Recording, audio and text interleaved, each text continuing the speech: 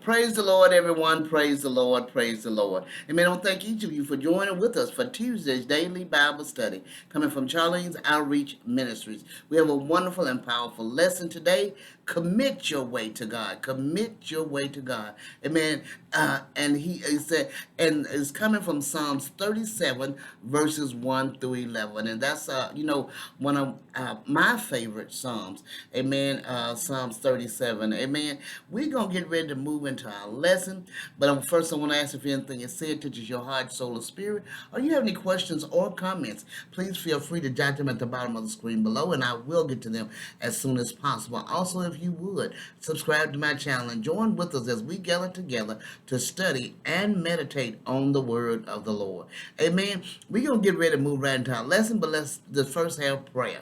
Amen. Dear God in heaven, we thank you, Father. We thank you for all that you have done, you is doing, and you shall do in each of our lives. We give you glory, honor, and praise, Father. Lord, we thank you that you are a wonderful God. We thank you that you are our counselor. We thank you, Heavenly Father, that you are God Almighty. We thank you, Father, that you are everlasting Father and our Prince of Peace. Lord, we thank you for making a way out of no way, leading and guiding us in your true path of righteousness. Father, we thank you that you take care of us in the mighty name of Jesus. Lord, we pronounce healing, deliverance, protection over all those at the sound of my voice at this time, Father, and whenever this is heard, Father. You said by your stripes we are healed, and we claim and walk in that healing in the mighty name of Jesus Christ. Lord, we give you honor, glory, and praise, Father. We thank you for it in Jesus' name.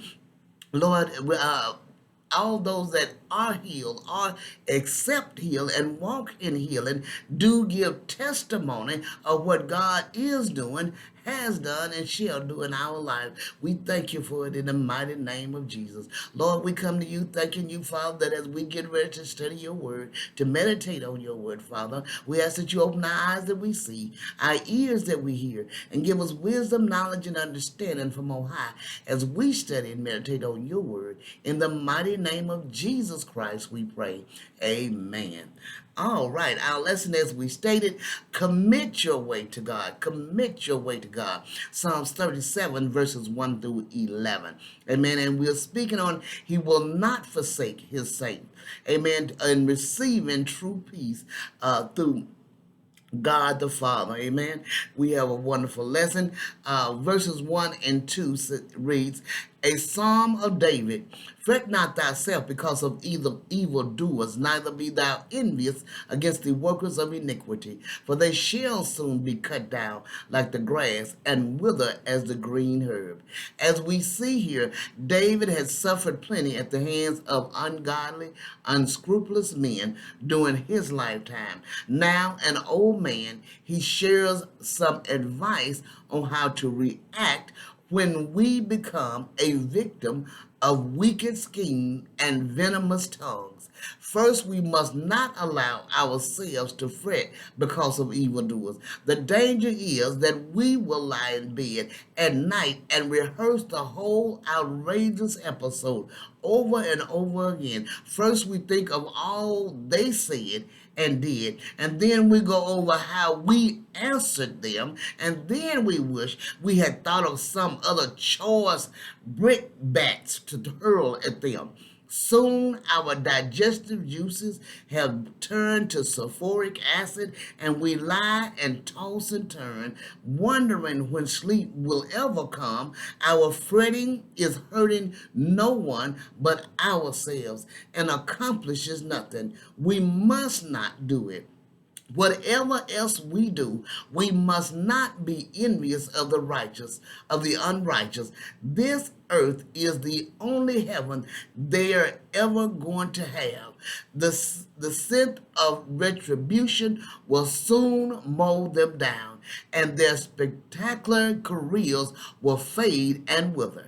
Verse 3 says, trust in the Lord and do good, so shall thou dwell in the land, and verily thou shalt be fed.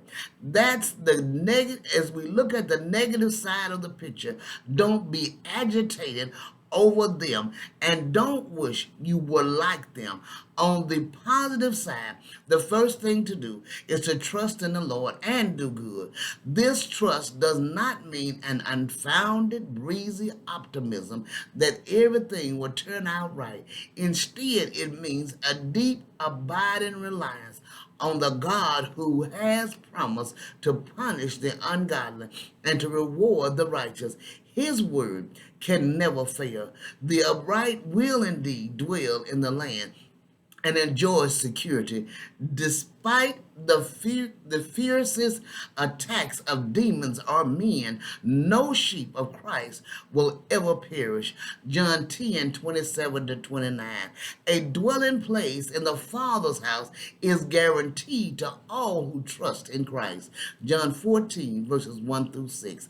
As John Wesley says, once sent a financial help to a preacher friend named Samuel Boydburn.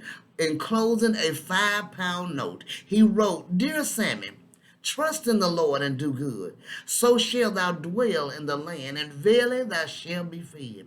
In expressing his thanks, Boydburn said, "I have often been struck with the beauty of this passage of scripture quoted in your letter, but I must confess that I never saw such a useful expository note on it before." As he looked at what the man was blessing him with a need that he had at that time, and that verse just opened up in true meaning to for him at that moment. Verse 4 said, delight thyself also in the Lord, and he shall give thee the desires of thine heart."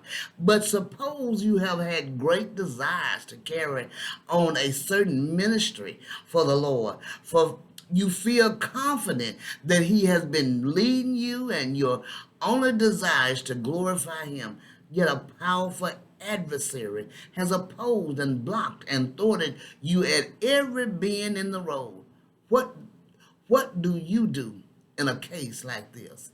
The answer is that you delight yourself also in the Lord, knowing that in his own time he shall give you the desires of your heart. It is not in 2 Chronicles 20:15, the Lord will fight for you and you shall hold your peace. Exodus 14:14.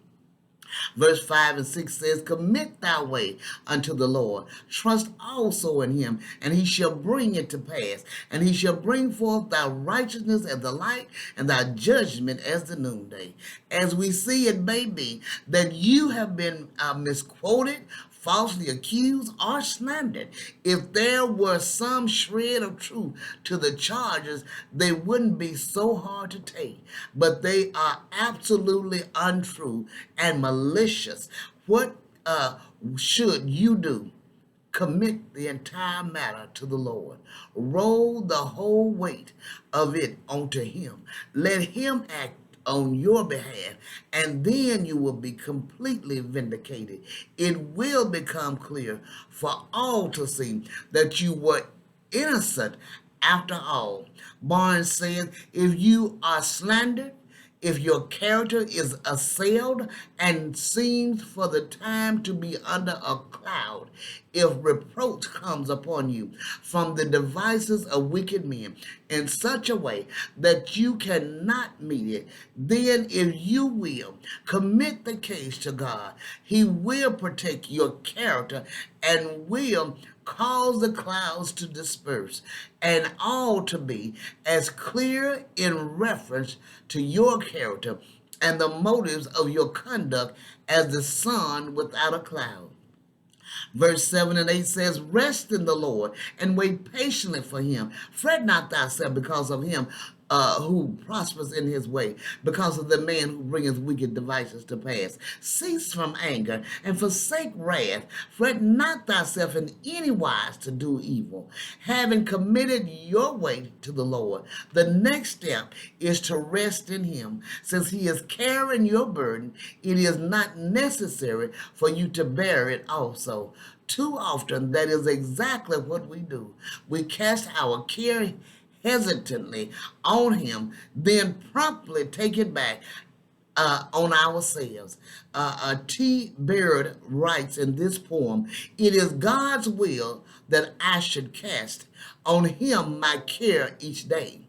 He also bids me not to cast my confidence away. But oh, I am so foolish that when taken unawares, I cast away my confidence and carry all my cares." That's a wonderful and great little poem. Say, and we wait, and we are to wait patiently for him. Notice how the believer's resource is repeatedly said to be in the Lord. First, trust in the Lord in verse 3. Delight in the Lord in verse 4. Commit your way to the Lord in verse 5. Rest in the Lord in verse 7. Wait patiently for him in verse 7 as well. Sometimes this is the hardest thing for us to do. Waiting is the thing we do least well, but true faith waits, confident that God is able to do what he has promised. Romans 4:21. A second time, David says, "Do not fret," while the repetition for needed emphasis, of course, when even after determining not to get upset over the way we are treated, we often go back and stir up the mud all over again in our minds. But this is both self-defeating and hazardous. Even the evil person prospers in his way. Even if he succeeds in carrying out wicked schemes, the Christian should not become emotionally disturbed or build up anger, resentment, malice, and hatred. If we allow ourselves to indulge in these attitudes, they can eventually lead to violent words and acts. Then we become offenders ourselves. Verses 9 and 10 say, for 9, 10, and 11 says, "For evildoers shall be cut off, but those that wait upon the Lord, they shall inherit the earth. For yet a little while, and the wicked shall not be. Yea, thou shalt diligently consider his place, and it shall not be. But the meek shall inherit the earth, and shall delight themselves in the abundance of peace." Praise the Lord. The day is coming when all the wrong of earth will be righted. At that time, the evildoers shall be cut off, and the trusting saints will possess all the blessings he has promised. And say, it will not be very long until the wicked vanish from the scene. If you look diligently for them in their usual hangouts, your search will be in vain. In that day, the meek shall inherit the earth and thoroughly enjoy its unprecedented prosperity. When will that day come? For the church, it will begin when the Savior descends into the clouds to catch away his waiting people and take them to their heavenly home. For the believing remnant of Israel and the nations, it will begin when the Lord Jesus returns to earth to disseminate his foes and to reign for 1,000 years of peace. In the Sermon on the Mount, Jesus looked forward to this glorious day in these words: "Blessed are the meek, for they shall inherit the earth." Matthew 5 and verse 5. Praise the Lord. Amen. This is a wonderful and powerful lesson. I pray you meditate on this lesson and have a wonderful and blessed day. God bless you.